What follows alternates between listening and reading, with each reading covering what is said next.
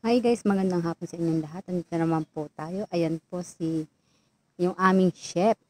Panay tawa po siya ngayong araw na to. Kasi natatawa po siya, iniisip niya po kung sino pong kamukha yung kanyang ginagawa.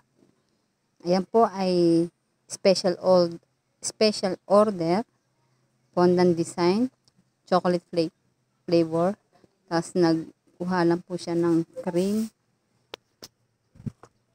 tapos nag-mix po siya ng may black, tapos i-dot niya po yan dyan para magmukhang balahibo. Ito po ang special order na gorilla cake design. Ay first time po ito pinagawa nga din ngayon sa aming shop. Parang 5 little monkey, no? 5 little monkey, chuge chuge chuchu. Yan po. Ayan, makikita po natin ang paggagawa ng aming chef. Ayan.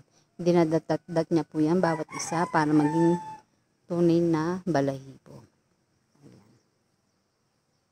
Mabusisi rin po guys ang paggagawa ng mga ganito kasi nakakangawit din po sa kamay ang mga pagdadatnan. Ayan, mukhang galit na po yung gorilla kasi napapagod na siya. Ayan.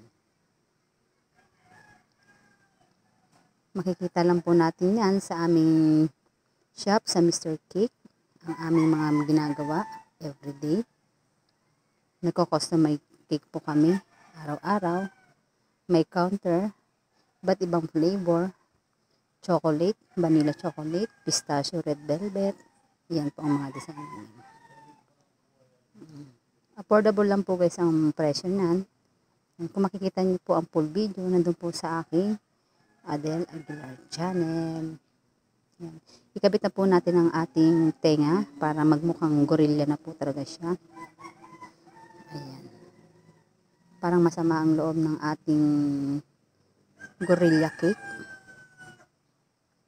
Ayan. Okay guys, thank you for watching. Please follow for more. Ayan na po. Yari na po ang ating gorilla cake design. Ayan. Thank you for watching. God bless you. Please follow for more. Bye-bye. See you. Charan. Ilagay na po ni Kuya. Ayan na. Thank you po. God bless.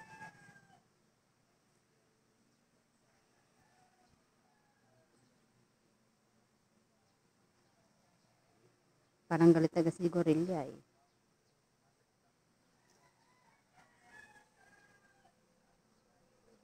Ayan. Ikot lang natin konti si gorilla para magkaroon siya ng magandang mukha. Bye. Thank you for watching. See you next time.